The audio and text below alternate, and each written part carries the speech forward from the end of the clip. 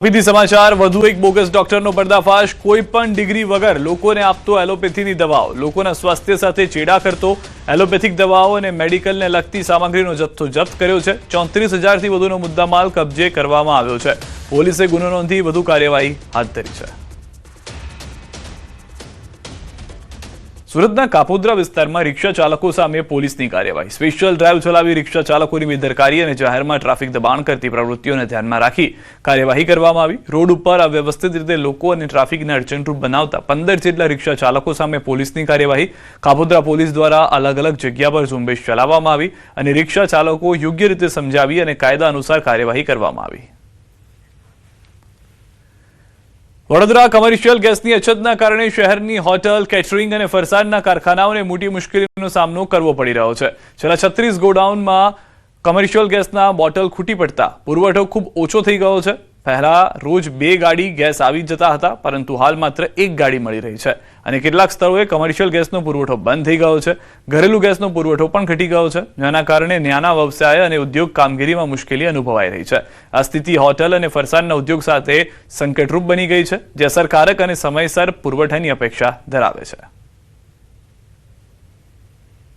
મુશ્કેલી તો પડશે જ, પણ એમાં સરકારનો દોષ ના દેવાય। યુદ્ધની પરિસ્થિતિ આવી છે એટલે આપણે એમાં કશું કરી નથી। તો હવે જ્યારે આવી પરિસ્થિતિ ઓચિંતી થાય તો આપણે ગવર્મેન્ટને સપોર્ટ આપવો જોઈએ કે ભાઈ વૈકલ્પિક વ્યવસ્થા આપણે, હા, નો ડાઉટ એને કરવી જોઈએ, પણ એ વૈકલ્પિક વ્યવસ્થા કરે જ છે તો 5-15 દિવસ આપણે થોડો કોઓપરેશન આપવું જોઈએ। માલ આવી રહ્યો છે, પણ ખાલી કોમર્શિયલ જે સિલિન્ડર છે અમારા, એ અત્યારે કંપનીએ બંધ કરેલા છે, એટલે કદાચ હોપ છે કે કાલેથી કોમર્શિયલ સિલિન્ડર ચાલુ થાય। ખાડી દેશોમાં યુદ્ધની પરિસ્થિતિના કારણે જે રાંધણ ગેસ છે તેની અછત જે છે તે વર્તાઈ રહી છે અને લાંબા સમયથી જે ગેસનો પુરવઠો આવવો જોઈએ એ પ્રમાણે પુરવઠો જે છે તે નથી આવી રહ્યો। એના કારણે જે સામાન્ય નાગરિકો છે તેઓ તો મુશ્કેલીમાં મુકાય છે, પરંતુ હોટલ રેસ્ટોરન્ટના બિઝનેસ સાથે સંકળાયેલા જે વેપારીઓ છે, હોટલ માલિકો છે, રેસ્ટોરન્ટના માલિકો છે, તેઓ પણ અટવાયા છે।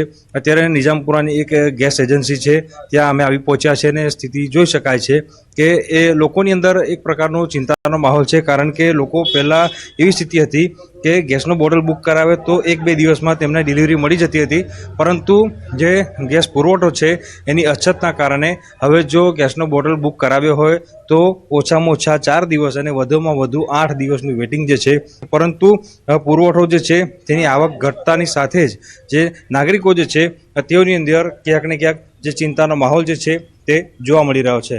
હાર્દિક દીક્ષિત, ન્યૂઝ 18 ગુજરાતી, વડોદરા।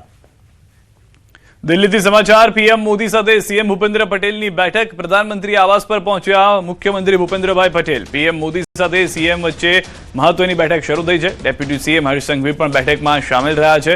થોડી વારમાં અમિત શાહ પણ બેઠકમાં હાજર રહી શકે છે। તો પીએમની સાથેની આ બેઠક છે, જેમાં ડેપ્યુટી સીએમ પણ સીએમ સાથે જોવા મળી રહ્યા છે। હાલમાં જે જાણકારી મળી રહી છે કે પ્રધાનમંત્રીના નિવાસસ્થાને આ બેઠક મળવાની વાત હતી, તે પ્રમાણેની બેઠક શરૂ થઈ ચૂકી છે। ટૂંક સમયમાં ગૃહમંત્રી અમિત શાહ પણ પહોંચશે અને બેઠકમાં ભાગ લેશે।